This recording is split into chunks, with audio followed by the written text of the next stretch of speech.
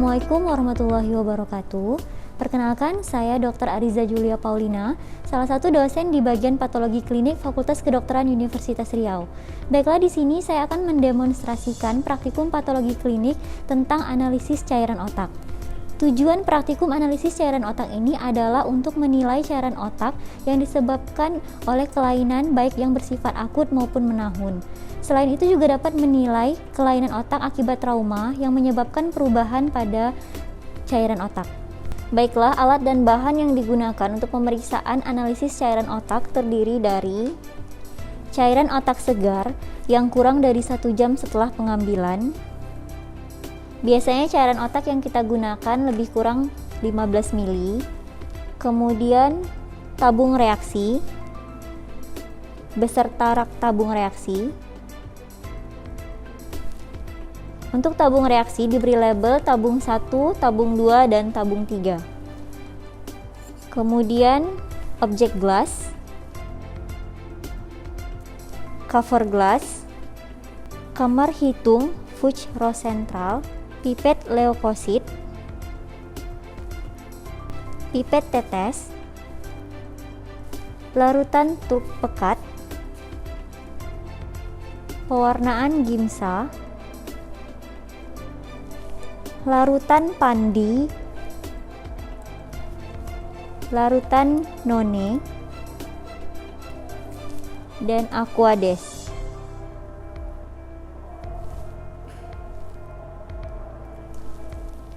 Kertas putih, mikroskop, dan sentrifuge. Pemeriksaan yang dilakukan untuk analisis cairan otak terdiri dari pemeriksaan makroskopis, pemeriksaan mikroskopis, pemeriksaan kimiawi, pemeriksaan bakteriologis, dan pemeriksaan serologis. Cairan otak segar yang kurang dari 1 jam dimasukkan ke dalam 3 tabung yang sudah diberi label tabung 1, 2, dan 3.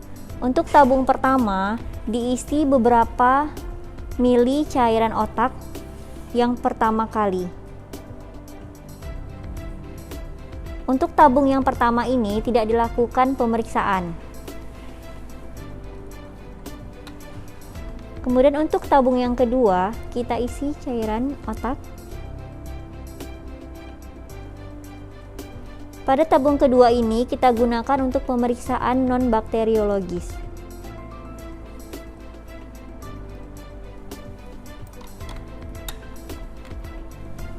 Untuk tabung yang ketiga, kita isi seluruh cairan otak yang ada. Tabung ini digunakan untuk tabung steril untuk pemeriksaan bakteriologis. Jika cairan otak berwarna kemerahan atau santokrom, sebaiknya dicampurkan dengan cairan natrium sitrat. Baiklah, untuk pemeriksaan yang pertama yaitu pemeriksaan makroskopis cairan otak.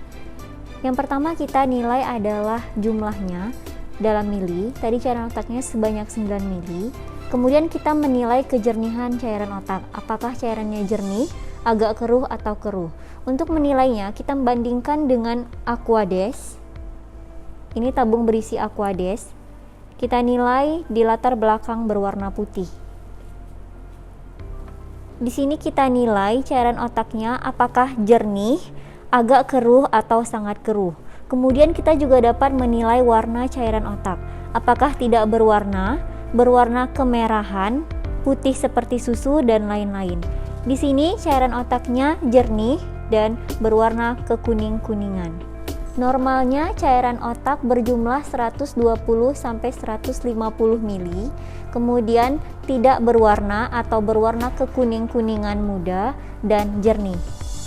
Jika cairan otaknya berwarna merah, itu kemungkinan adanya darah.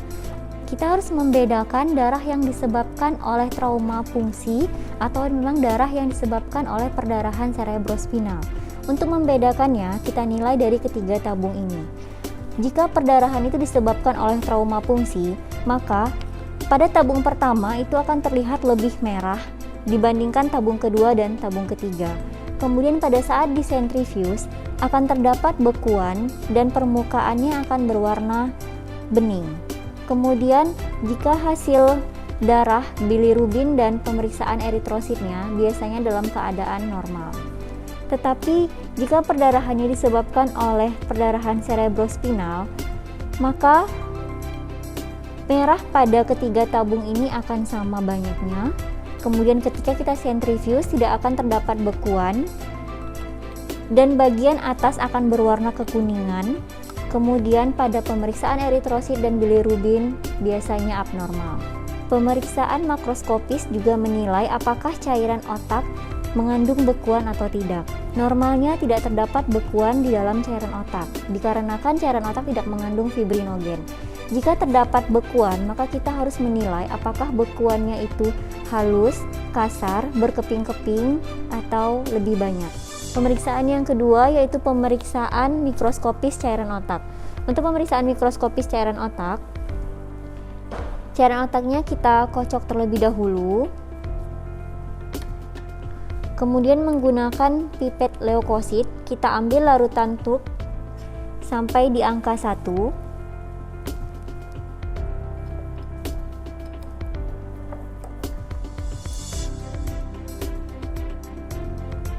Kemudian kita isi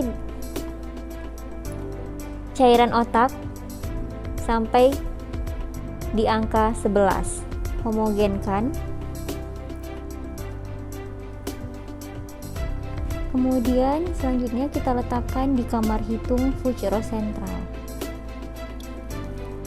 Biarkan mengalir.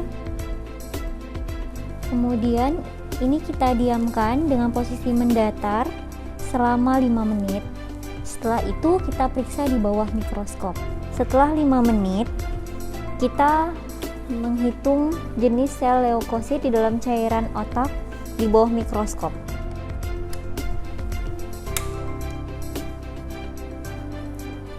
Yang pertama kita gunakan perbesaran 10 kali, di mana untuk penilaiannya itu jumlah sel leukosit dalam mikroliter, yaitu kita hitung seluruh sel leukosit di dalam setiap bidang dibagi 3. Normalnya untuk dewasa 0-5 sel per mikroliter, sedangkan untuk anak sampai usia 5 tahun 0-20 sel per mikroliter. Selain itu kita juga bisa menggunakan perbesaran 100 untuk mengecek dan menilai sel yang ada di bawah mikroskop.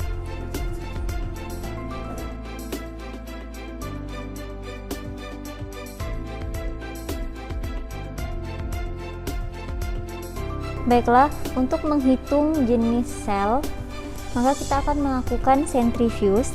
Di sini disiapkan cairan otak dan aquades sebagai penyeimbangnya.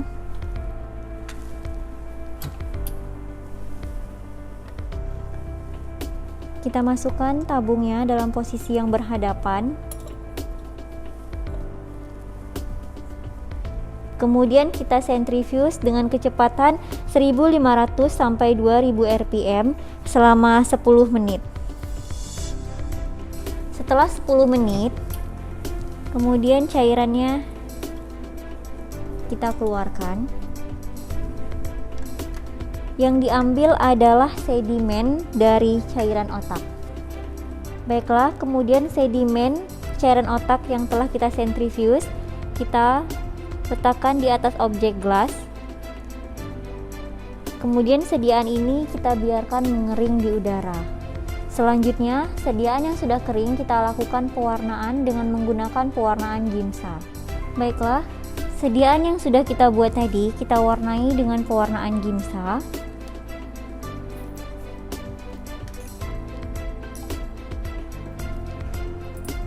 Kita genangi sediaan dengan pewarnaan Giemsa.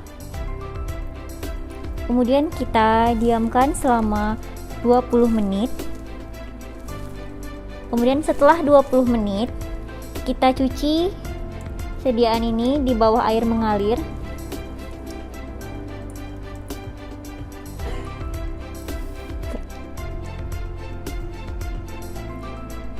Sampai bersih.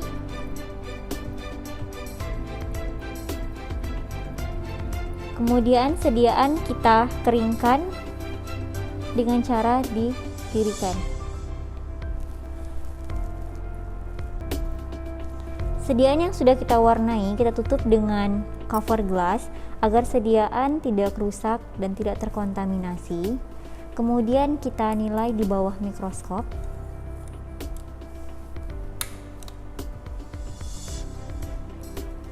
Yang pertama, kita tetap menilai dengan perbesaran 10 kali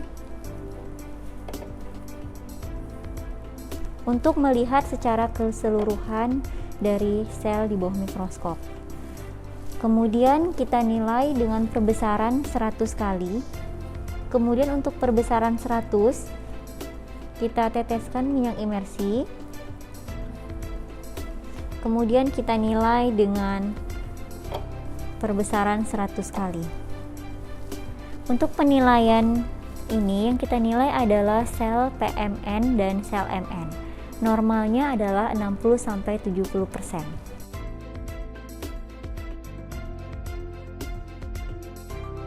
Untuk pemeriksaan protein secara kualitatif kita melakukan 3 tes, yaitu tes busa, tes pandi, dan tes none. Untuk tes busa kita lakukan pengocokan cairan otak di dalam tabung dengan kuat. Lalu kita nilai busa yang terbentuk. Jika busa yang terbentuk itu sedikit dan hilang dalam 1-2 menit, berarti masih di dalam kategori normal. Tapi jika busa yang terbentuk sangat banyak dan tidak hilang setelah 5 menit, berarti terdapat kelainan pada cairan otak. Baiklah, tes yang kedua yaitu tes pandi. Untuk tes pandi kita menggunakan larutan pandi dalam tabung reaksi berdiameter 7 mm.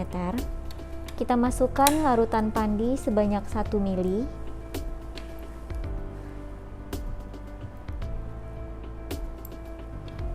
Kemudian kita tambahkan cairan otak sebanyak 1 ml.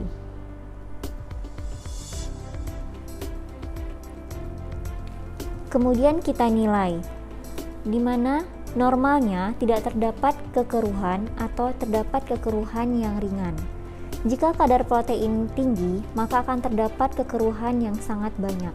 Baiklah, tes yang selanjutnya adalah tes none. Kita menggunakan larutan none, di mana kita ambil 1 ml larutan none, kita masukkan ke dalam tabung reaksi yang berdiameter 7 mm. Kemudian kita tambahkan cairan otak sebanyak 1 ml secara hati-hati.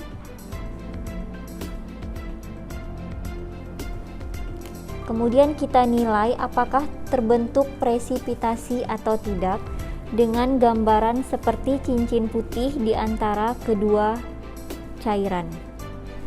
Di sini tidak terdapat presipitasi atau tidak terbentuk cincin putih. Untuk analisis cairan otak, pemeriksaan mikrobiologis biasanya kita melakukan pemeriksaan dengan pewarnaan Gram, pewarnaan Ziehl-Neelsen, atau kita lakukan kultur. Tapi pemeriksaan itu dilakukan di bagian laboratorium mikrobiologi. Baiklah, sekian praktikum tentang analisis cairan otak. Terima kasih. Wassalamualaikum warahmatullahi wabarakatuh.